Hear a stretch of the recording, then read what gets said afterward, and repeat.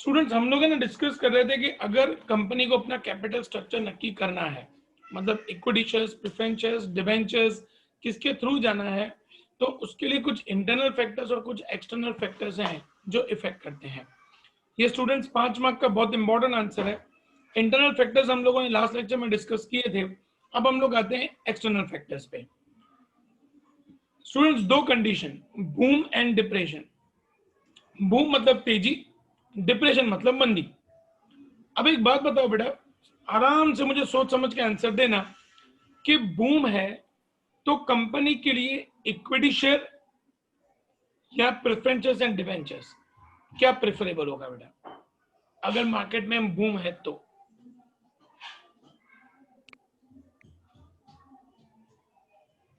सोच समझ के आंसर करना बेटा।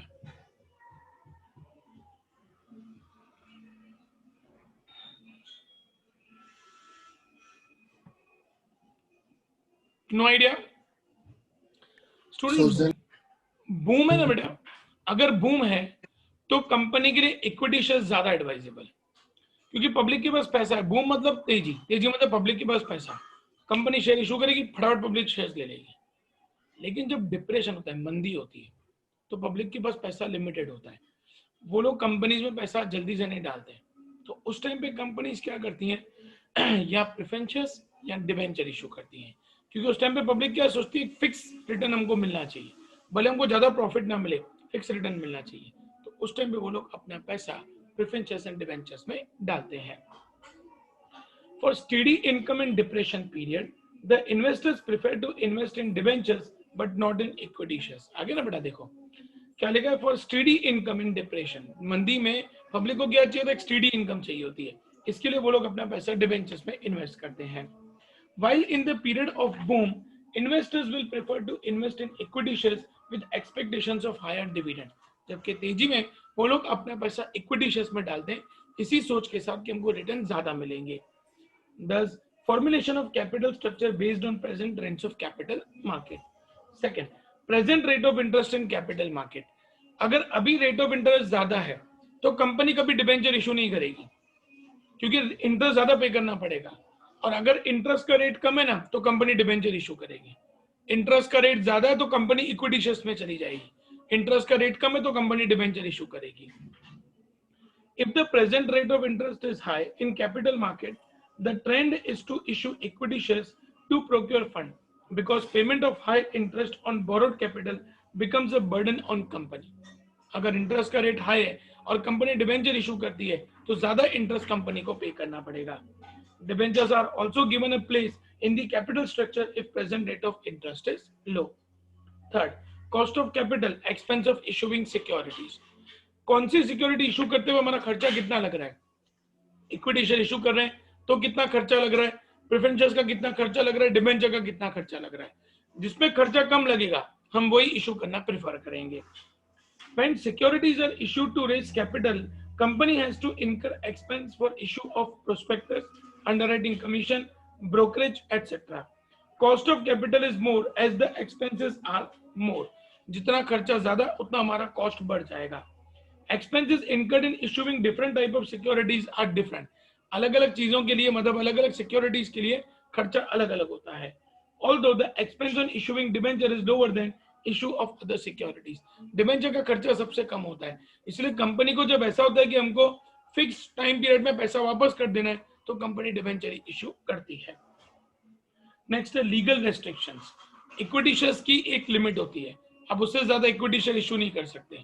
अगर वो लिमिट खत्म हो गई तो हम लोग पैसा कहां से लाएंगे? Then will go for preferences and debentures. तो लीगल रेस्ट्रिक्शंस भी बहुत इंपॉर्टेंट होते हैं। Legal restrictions are also to be considered at the time of selecting capital structure. As per Companies Act, the company raising capital fund through securities has to issue equity shares compulsorily. कोई भी company को equity share issue करना compulsory पहले, लेकिन एक बार equity share issue हो गए फिर company equity share, preference share, debenture कुछ भी इशू कर सकती है। In addition to this, rules of SEBI and RBI and provision of Companies Act are to be considered. Fifth, taxation policy. Tax क्या रहेगा कंपनी के अंदर? सर सेबी का मतलब क्या? SEBI securities exchange board of India, जो सभी कंपनियां शेयर्स इशू करती हैं बेटा, वो सेबी के हिसाब से शेयर्स इशू करती हैं। मतलब स्टॉक मार्केट जो अपने इंडिया में काम करता है वो पूरा सेबी के गाइडलाइंस पे काम करता है।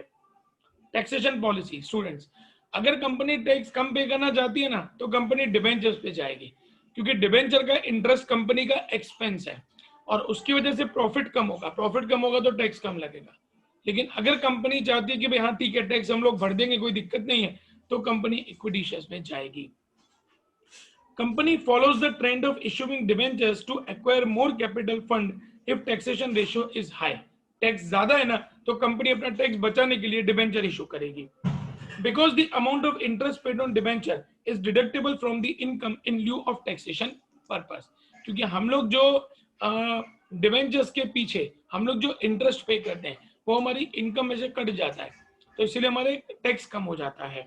Naturally, equity shares becomes more popular if the income of dividend is tax free or the rate is lower on dividend income.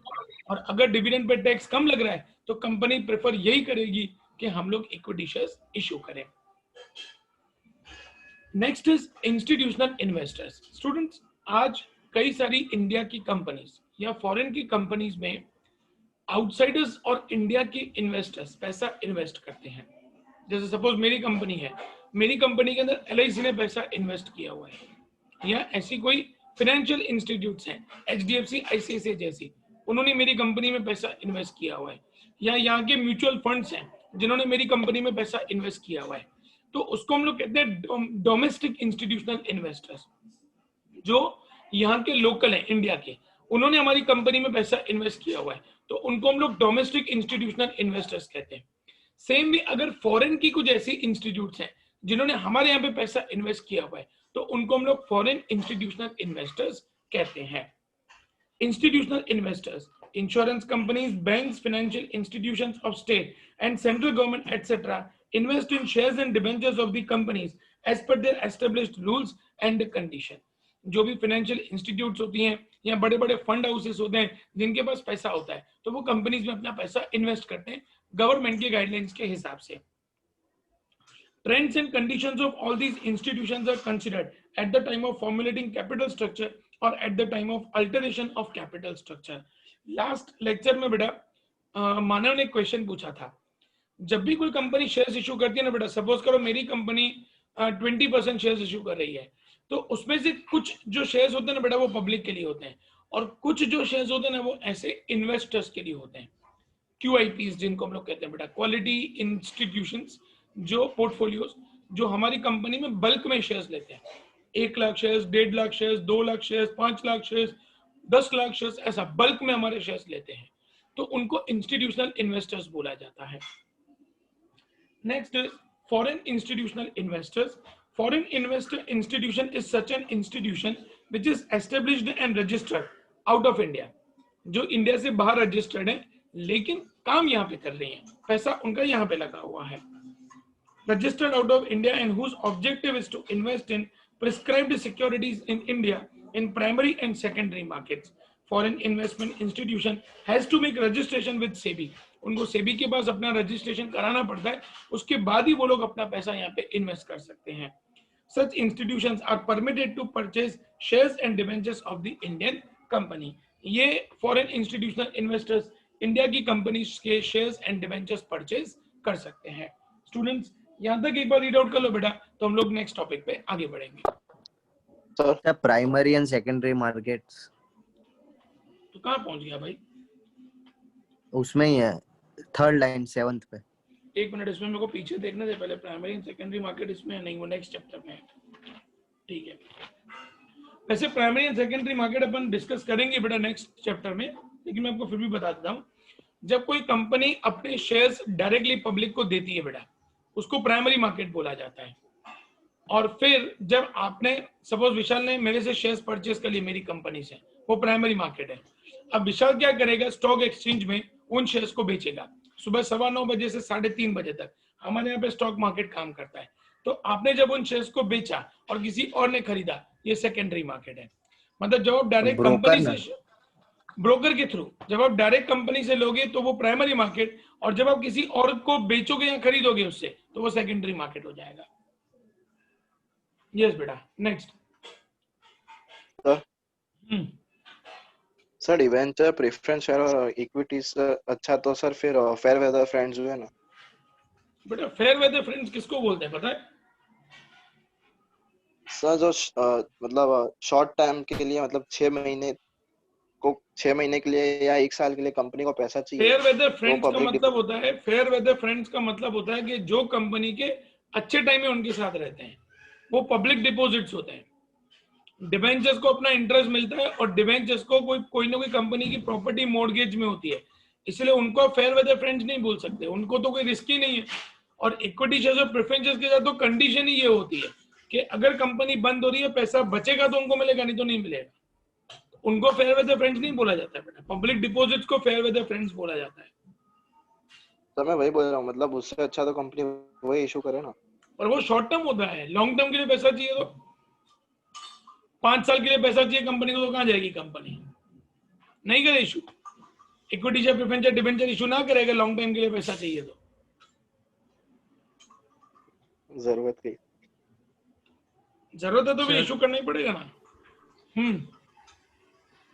Sir हाँ बोल रहे थे। सर अंडर राइटिंग कमीशन मतलब? जब है ना कोई कंपनी अपने शेयर्स इशू करती है और कंपनी को डाउट है कि मेरे शेयर्स अगर ना बिके तो वो किसी financial institute, HDFC, ICICI, Kotak, उनके साथ एग्रीमेंट करेगी, जहां पे वो उनके शेयर्स को बिकवाने की रिस्पॉन्सिबिलिटी लेंगे। उसके बदले में कंपनी उनको जो कमीशन देगी उसको अंडरराइटिंग कमीशन बोला जाता है। सर एक एक करके। हाँ मीत बोल बेटा। जीत बोल बेटा। सर मेरे को प्रीवियस टॉपिक में डाउट है, वो डिसीजन रिलेटेड टू इन्वेस्टमेंट था ना सर, हाँ उसमें payback method, rate of return method, वो सब पेबैक पीरियड का नहीं मतलब पता क्या होता है सर। बेटा कि आपने पैसा लगाया तो कितने ड्यूरेशन में पैसा रिकवर होगा, उसको पेबैक मेथड बोला जाता है। और रेट ऑफ रिटर्न मतलब आपने जो पैसा लगाया उसके सामने आपको कितना रिटर्न मिलेगा, उसको रेट ऑफ रिटर्न मेथड बोला जाता है। ओके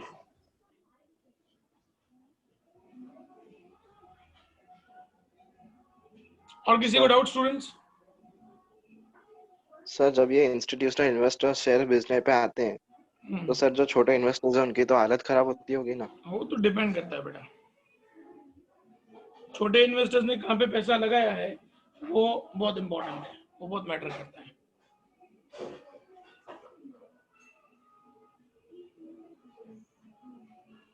पढ़ेंगे कि स्टूडेंट्स?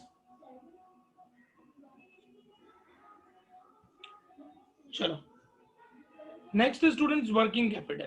अब स्टूडेंट्स वर्किंग कैपिटल क्या होता है बेटा? हम लोग जब भी बिजनेस करते हैं तो बिजनेस में एक तो हमको चाहिए होता है फिक्स कैपिटल, जैसे लैंड परचेज करना है, बिल्डिंग मशीन्स वो सब लेना है, तो उसके लिए लॉन्ग टर्म कैपिटल चाहिए जिसको फिक्स कैपिटल बोला जाता है। और रॉ मटेरियल के लिए, वर्कर्स को सैलरी पेमेंट करने के लिए शॉर्ट ड्यूरेशन के लिए हमें पैसा चाहिए होता है, जिसको हम लोग वर्किंग कैपिटल कहते हैं। Meaning and definition. Fixed capital and working capital are required in all types of business. Fixed capital is required to purchase fixed assets such as land, building, machines, etc.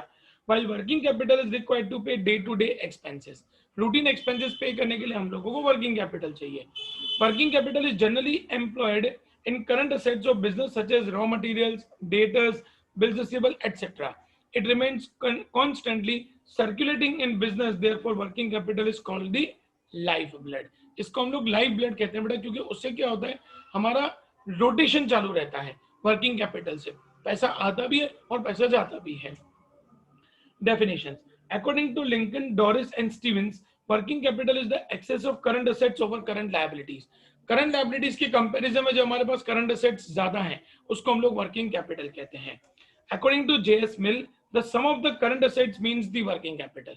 जब सब current assets का हम लोग total करेंगे तो वो हमारा working capital कहलाता है। कॉन्सेप्ट ऑफ वर्किंग कैपिटल, सबसे पहला gross working capital. Gross working capital का मतलब क्या होता है बेटा? टोटल करंट असेट्स, मतलब जो भी पैसा हमारे पास आने वाला है, डेटर्स का, बिल्स रिसीवेबल का, जो पैसा हमारे पास आने वाला है वो हमारा ग्रॉस वर्किंग कैपिटल कहलाता है। Working capital means sum of total investment in current assets of the business such as stock of raw material and finished goods, debtors, bills receivable, short term securities, etc. जो सिर्फ पैसा आना ही आना है उसको हम लोग ग्रॉस वर्किंग कैपिटल कहते हैं। Gross working capital is equal to total current assets. Next, net working capital, current assets में से करंट लायबिलिटी को माइनस करें तो जो बचे बेटा वो हमारा नेट वर्किंग कैपिटल कहलाता है। Net working capital means current assets minus current liabilities. Net working capital is equal to current assets minus current liabilities. When current liabilities are less than current asset, it is called a positive working capital. जब liabilities कम है तो उसको positive working capital बोला जाएगा। And when current assets are less than the current liabilities, जब current liabilities ज्यादा है, it is called a negative working capital. Now, difference between gross working capital and net working capital, meaning gross working capital means sum total of current assets, जहां पे आप सिर्फ current assets का total करते हो, जैसे bills receivable, debtors, short term marketable securities, bank balance, cash, etc. जबकि net working capital means current assets minus current liability. Next है liquidity position. This concept, मतलब gross working capital, this concept does not indicate the liquidity position of the company. इससे company की कभी position पता नहीं चलेगी, इससे हमको सिर्फ ये पता चलेगा कि कंपनी के पास कितना पैसा आ रहा है। जबकि this concept indicates liquidity position of the company. Net working से पता चलेगा एग्जैक्टली कितना पैसा आ रहा है और कितना पैसा हमारे वहां से जाएगा। Financial position and measurement, gross working से कभी हमको कंपनी का एग्जैक्ट फाइनेंशियल पोजीशन नहीं पता चलेगा, क्योंकि उसमें सिर्फ पैसा आने की बात होती है। नेट वर्किंग कैपिटल से हमको आने के साथ जाने की भी बात होती है, तो उससे हमको कंपनी की फाइनेंशियल इजीली और परफेक्टली पता चलते हैं। Does not give a true idea of the financial position of the company, जबकि gives the true idea of financial position of the company. Next है increase in current liabilities. Increase in current liabilities increase the gross working capital, क्योंकि उससे कोई फर्क ही नहीं है।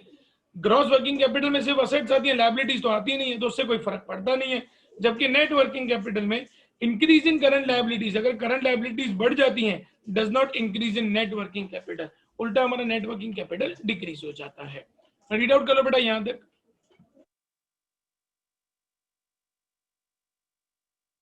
Sir liquidity, liquidity का मतलब क्या होता है बेटा? पैसा। तो जो ग्रॉस वर्किंग कैपिटल है उससे हमको कभी लिक्विडिटी नहीं पता चलेगा कि कितना पैसा हमारे पास है, क्योंकि ग्रॉस वर्किंग कैपिटल में क्या होता है, सिर्फ पैसा आने की बात होती है। जबकि जो नेट वर्किंग कैपिटल होता है उसमें पैसा आने के साथ जाने की भी बात होती है। तो नेट वर्किंग कैपिटल हमारी लिक्विड पोजीशन, मतलब हमारे पास कितना पैसा है ना, वो हमको एग्जैक्टली बता सकता है।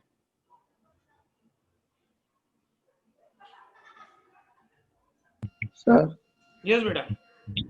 the difference में third point financial position and measurement.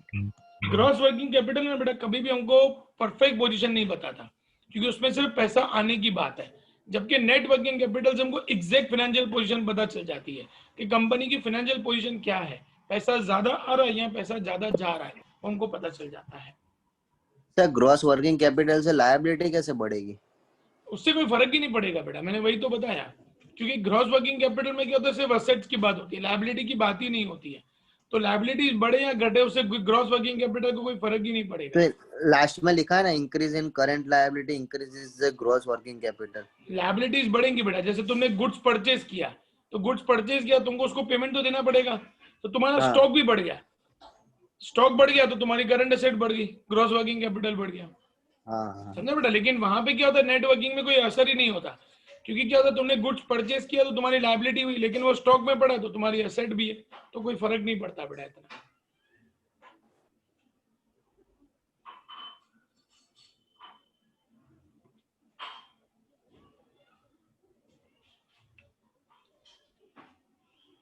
Next doubt students, तो आगे बढ़े सर लिक्विडिटी पोजीशन में बैंक बैलेंस और कैश ऑन हैंड दोनों कंसीडर हो जाएंगे ना? दोनों दोनों।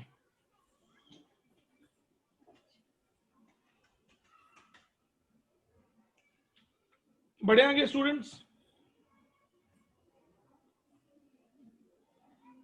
Now yes sir. Characteristics of working capital, पहला शॉर्ट टर्म कैपिटल। ये हमेशा कैसा होता है बेटा? शॉर्ट टर्म, एक साल से कम के लिए हमारा वर्किंग कैपिटल का रिक्वायरमेंट रहता है। Working capital is a short term capital. Second, investment in current assets, यहाँ पे सभी करंट एसेट्स आ जाती हैं, stock, debtors, bills receivable, cash, bank. In working capital, debtors, bills receivable, short-term securities are included in current assets. Next is liquidity. Liquidity is the basic feature of working capital. ये सबसे important है, क्योंकि यहाँ पे क्या है, आपको workers को पेमेंट देना है, मटेरियल परचेस करना है, तो उसके लिए आपके पास पैसा अवेलेबल होना चाहिए। all the current assets in which working capital is employed are converted into cash easily. यहाँ पे जो भी करंट असेट्स में आता है उसको हम लोग आसानी से कैश में कन्वर्ट कर सकते हैं, मतलब इसीलिए उसको लिक्विड बोला जाता है. नेक्स्ट है लेस रिस्क. वर्किंग कैपिटल में रिस्क कम रहता है क्योंकि फटाफट पैसा रिकवर हो जाता है. फिक्स कैपिटल में क्या होता है, लॉन्ग ड्यूरेशन होता है. बिल्डिंग है, लैंड है, मशीन से लंबे टाइम पीरियड के लिए होता है, तो लंबे ड्यूरेशन के बाद पैसा रिकवर होता है, जबकि यहाँ पे फटाफट पैसा रिकवर हो जाता है. Working capital circulates for short term and it is convertible into cash easily, so the element of risk is less. इसलिए यहाँ पे रिस्क कम रहता है. Changing form. The form is constantly changing in which working capital is employed. For example, raw material converted into semi-finished goods and further into finished goods. आपने raw material लिया, वो आपकी liability है. Stock उसको convert किया आपने semi-finished, then finished बेचा, तुरंत पैसा रिकवर हो गया. तो वर्किंग कैपिटल में क्या होता है, रोटेशन फास्ट होता है, पैसा फटाफट घूमता है. Finish goods is converted into debtors if it is sold on credit and into cash if sold on cash basis. आपने जो रॉ मटेरियल लिया है उससे आपकी लायबिलिटी क्रिएट हुई है, आप उसमें से चीजें बनाओगे, आप उसको कैश पे बेचोगे तो कैश आएगा. अगर आप उसको क्रेडिट पे बेचोगे तो आपके डेटर्स बढ़ेंगे, मतलब आपकी असेट बढ़ने वाली है. तो वर्किंग कैपिटल में क्या होता है, रोटेशन फास्ट होता है. Next, to pay day to day expenses. Regular expenses pay करने के लिए हमको वर्किंग कैपिटल की जरूरत पड़ती है. Working capital is required constantly to pay day to day expenses. No depreciation. इसमें कभी डेप्रिसिएशन नहीं आता.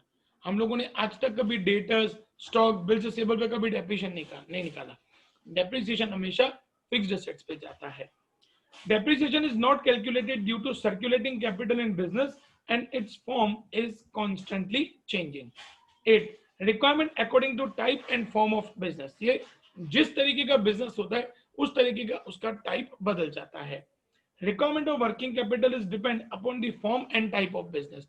जैसा बिजनेस, कुछ बिजनेस ऐसे होते हैं जिसमें रॉ मटेरियल ज्यादा रखना पड़ता है तो वहां पर वर्किंग कैपिटल ज्यादा चाहिए.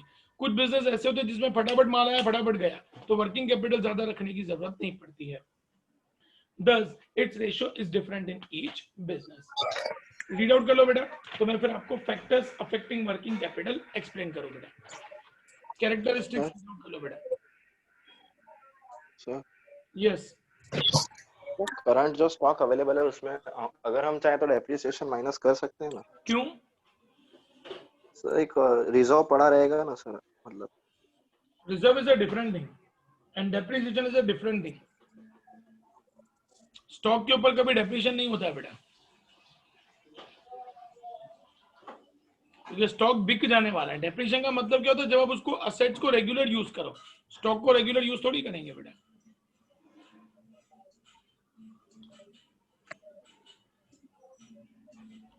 Next doubt.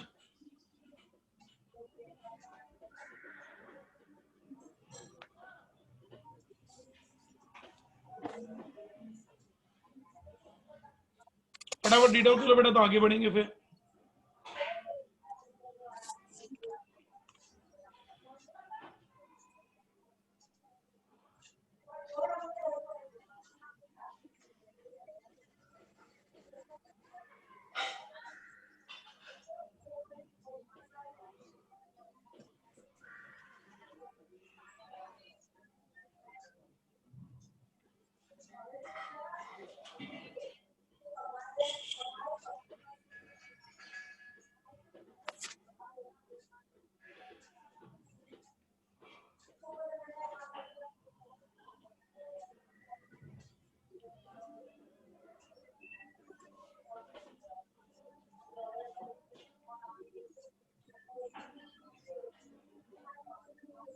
ये स्टूडेंट्स कोई डाउट बेटा तो मैं आगे बढ़ूं.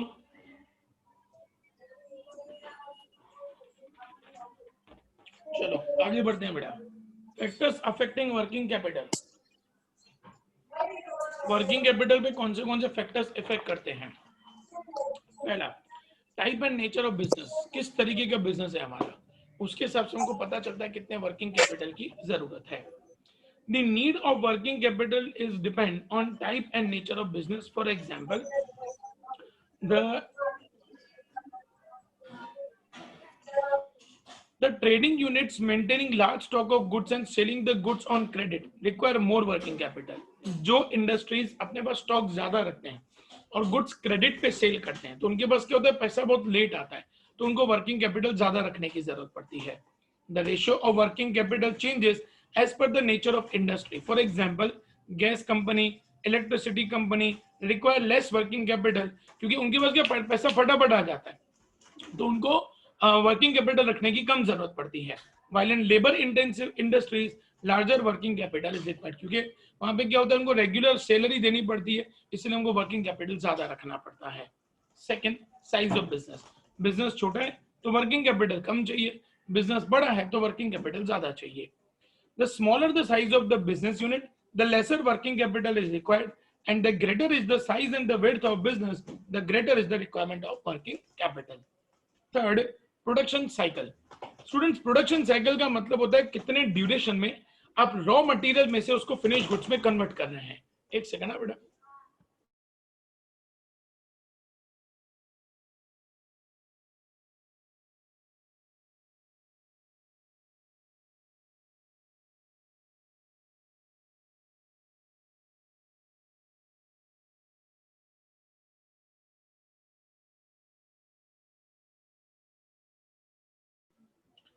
स्टूडेंट्स, प्रोडक्शन साइकिल में आपको बता रहा था बेटा, प्रोडक्शन साइकिल का मतलब होता है कि जब हम लोग रॉ मटेरियल को फिनिश गुड्स में कन्वर्ट करने में जितना टाइम लगता है उसको प्रोडक्शन साइकिल बोला जाता है.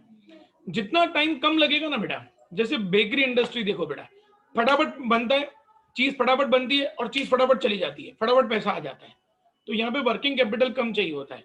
जबकि वुलन इंडस्ट्री देखो बेटा, वुलन के कपड़े कब बिकते, ठंडियों में, प्रोडक्शन पूरा साल चालू रहता है, मतलब पूरा साल आपका पैसा ब्लॉक हो गया, आएगा कब, नेक्स्ट ठंडियों में. तो जैसा बिजनेस होता है ना बेटा, जैसा उसका प्रोडक्शन साइकिल होता है, उसके हिसाब से भी हमको वर्किंग कैपिटल की रिक्वायरमेंट रहती है.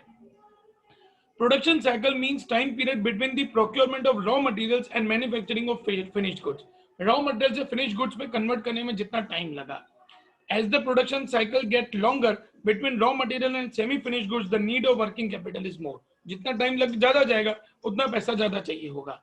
For example, cotton industry and jute industry require larger working capital as the production cycle period is long, while bakery and dairy industry require comparatively less working capital because the duration of manufacturing process is short. Fourth, production policy and type of demand. हमारे product की demand कितनी है और हमारी production policy कैसी है. Larger working capital is required if the demand of produced goods is seasonal. जैसे मैंने आपको वुलन क्लोथ्स का बोला बेटा, डिमांड सीजनल है तो वर्किंग कैपिटल ज्यादा चाहिए होता है. And business unit follows the steady production policy throughout the year. For example, company manufacturing woollen clothes continues the production mostly for 12 months but the sales remains in winter season. तो उनको पैसा ज्यादा चाहिए होता है working capital, क्योंकि उनको कैसा होता है, प्रोडक्शन करते करते रखना होता है, फिर जब बिकेगा नेक्स्ट, जब ठंडी आएंगी तब, तो उनके लिए क्या होता है, वर्किंग कैपिटल की रिक्वायरमेंट हमेशा उनको ज्यादा रहती है. नेक्स्ट है stock pile of raw materials. आपने कितना रॉ मटेरियल का स्टॉक करके रखा है. जैसे शुगर इंडस्ट्री है बेटा, शुगर इंडस्ट्री में कैसा होता है, अभी शुगर केन का कटिंग होगा, दिसंबर जनवरी फरवरी शुगर केन का कटिंग होता है, तो शुगर इंडस्ट्री को क्या करना पड़ता है बेटा, वो शुगर केन स्टॉक में करके रखना पड़ता है, इसलिए उनको वर्किंग कैपिटल ज्यादा चाहिए होता है. तो जैसा आपका प्रोडक्शन बेटा, कुछ चीजें ऐसी होती है जो आपको रेगुलर मिलती रहेंगी, तो आपको उसको स्टॉक करने की जरूरत नहीं है, तो उतना वर्किंग कैपिटल कम लगता है. Quantity of stock pile of raw material becomes must its source are limited और सप्लाइंग इज इरेगुलर और available in a certain season only. अगर वो सीजन वाइज अवेलेबल है या लिमिटेड क्वांटिटी में अवेलेबल है तो हमको उसको बल्क में स्टोर करके रखना पड़ता है. Hence big amount of working capital is invested in raw material. Next है क्रेडिट पॉलिसी. आप जहां से रॉ मटेरियल ले रहे हो वहां से आपको कितना क्रेडिट मिल रहा है और आप जो सेल कर रहे हो वहां आप कितना क्रेडिट दे रहे हो. अब अगर 2 महीने का क्रेडिट मिला, आपने भी 2 महीने का क्रेडिट दिया तो प्रॉब्लम नहीं है. वहां से आपको क्रेडिट मिला 1 महीने का, मतलब आपको पेमेंट करना है 1 महीने में और आपने कस्टमर को दिया 2 महीने का, तो ये प्रॉब्लमेटिक है, क्योंकि आपके पास पैसा आएगा 2 महीने के बाद, आपको पैसा देना 1 महीने के बाद है. तो यहाँ पे क्या होता है, वर्किंग कैपिटल हमको ज्यादा चाहिए होता है. The need of working capital is less if the policy of sale of finished goods is on cash basis. Cash पे तो प्रॉब्लम ही नहीं है, फटाफट पैसा आ जाएगा. But need of working capital increase if credit sales policy is adopted. In the same way, less working capital is required if raw materials are easily available on credit. अगर आप credit पे ले रहे हो और लंबा ड्यूरेशन है तो वर्किंग कैपिटल कम चाहिए. And if purchase of raw materials are in cash, it requires large working capital. अगर आपने गुड्स परचेज किया कैश पे तो आपको वर्किंग कैपिटल ज्यादा चाहिए. Conversion of current assets into cash, फटाफट कितना डेटर्स और बिल्स रिसीवेबल से हमको पैसा निकल सकता है. Less working capital is required in case of prompt collection from the debtors, sales of finished goods on cash, collection of bills receivable on the date of maturity. Debtors bills receivable का time पे पैसा आ जाता है तो हमें working capital कम चाहिए. In converse condition large working capital is required. अगर जल्दी पैसा नहीं आता तो वर्किंग कैपिटल ज्यादा रखना पड़ेगा. स्टॉक टर्नओवर रेशियो, आप कितना स्टॉक अपने पास रखना चाहते हो और कितनी बार आपका स्टॉक रोटेट हो रहा है. जितना ज्यादा आप स्टॉक मंगवाओगे उतना आपको पेमेंट करना पड़ेगा, वर्किंग कैपिटल उतना ज्यादा चाहिए. Less working capital is required if stock turnover rate is higher. मतलब आप जैसे 2-2 महीने का स्टॉक करके रख रहे हो या 1-1 महीने का स्टॉक करके रख रहे हो या 15-15 दिन का स्टॉक करके रख रहे हो. अब 15 दिन के स्टॉक में आपको पेमेंट 15 दिन का ही करना है, पैसा कम चाहिए. 2 महीने का स्टॉक करके रख रहे हो, पैसा ज्यादा चाहिए. And more working capital is required if stock turnover rate is lower. अगर आपका स्टॉक टर्नओवर रेट कम है, आप बहुत कम ड्यूरेशन में गुड्स मंगवा रहे हो तो उतना आपको पेमेंट ज्यादा करना पड़ेगा. Because working capital is blocked up in finished goods. Next, operating efficiency. The managerial operating efficiency means getting maximum result with minimum effort. Come efforts लगा के रिजल्ट ज्यादा लेना. The need of working capital can be reduced by efficient utilization of available resources and reducing or removing wastage by prompt collection. फटाफट पैसा collect कर लेने का, waste नहीं होना चाहिए, गुड्स का वेस्टेज नहीं होना चाहिए, टाइम टू टाइम पे गुड्स पहुंचना चाहिए और टाइम टू टाइम पे पैसा आ जाना चाहिए. तो वर्किंग कैपिटल मतलब अगर आप इतनी एफिशिएंटली काम कर रहे हो तो आपको वर्किंग कैपिटल कम पैसों के साथ आप अच्छे से बिजनेस कर सकते हैं. Next, distribution of profit. The distribution of profit is dividend affects the cash because dividend is paid in cash. अगर आपकी कंपनी डिविडेंड दे रही है तो वो डिविडेंड कैश में देना पड़ता है, तो उसका इफेक्ट आपके वर्किंग कैपिटल पे आता है. If company allots a major part of its profit as dividend, more working capital will be required due to larger outflow of cash. अगर कंपनी डिविडेंड ज्यादा डिक्लेयर कर रही है उतना पैसा कंपनी में से चला जाएगा, तो इसीलिए हम लोगों को ज्यादा वर्किंग कैपिटल की रिक्वायरमेंट रहेगी. मतलब अगर कंपनी डिविडेंड कम देती है तो कंपनी के पास कैश बचता है, मतलब वर्किंग कैपिटल की जरूरत कम पड़ती है. लेकिन अगर कंपनी डिविडेंड देती है तो कंपनी को वर्किंग कैपिटल की रिक्वायरमेंट ज्यादा रहती है. स्टूडेंट्स रीड आउट कर लो बेटा, कुछ डाउट हो तो पूछो. Sir yes. तो जैसे आपने वुलन का एग्जांपल दिया है, तो सर जिन लोगों को स्टार्टअप करना है उनके लिए तो बेस्ट है ना, डिमांड नहीं है तो लो प्राइस में अवेलेबल होगा. पर ऐसा नहीं बेटा, उसको आपको स्टोर करके रखना पड़ेगा, तो उसके लिए आपको गोडाउन चाहिए होगा, फिर तो वो भी तो कॉस्ट आ जाएगा ना, वो कॉस्ट भी तो आ जाएगा ना बेटा. सर नेचर ऑफ बिजनेस समझाना ना एक बार. Type and nature of business बोल रहा है बेटा. हाँ. इसमें क्या होता है बेटा, कुछ जैसे इलेक्ट्रिसिटी कंपनी है, उनको वर्किंग कैपिटल की जरूरत ही नहीं पड़ती है, क्योंकि लाइट का बिल तो भरने ही वाला है इंसान, गैस का पैसा तो देने ही वाला है, तो उनको वर्किंग कैपिटल कम चाहिए क्योंकि उनको पता है पैसा आ ही जाने वाला है. लेकिन बाकी जो इंडस्ट्रीज होती है बेटा, जो इंपॉर्टेंट इतनी नहीं होती है, जैसे कपड़ा इंडस्ट्री है बेटा, हम लोग क्या सोचते हैं चलो आज नहीं कपड़ा लिया 2 महीने के बाद लेंगे, तो उनको क्या प्रोडक्शन करके रखना पड़ता है, तो इसीलिए उनको वर्किंग कैपिटल की ज्यादा जरूरत पड़ती है. इनका तो क्या होता है, प्रोडक्शन हुआ गया, तो उनको वर्किंग कैपिटल की ज्यादा जरूरत नहीं पड़ती है बेटा. जैसे पेट्रोल इंडस्ट्री है, पेट्रोल पंप है बेटा, आज तक कभी ऐसा हुआ है कि तुम लोग पेट्रोल भरवाने जाओ और उनको बोलो 1 महीने के बाद पैसा देंगे? कभी नहीं होगा, तुरंत कैश देना है, तो उनको वर्किंग कैपिटल कम चाहिए होता है. ओके.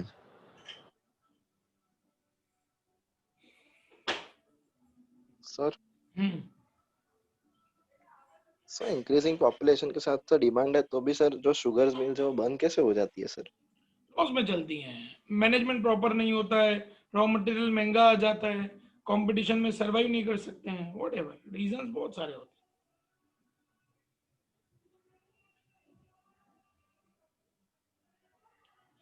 और कोई डाउट स्टूडेंट्स?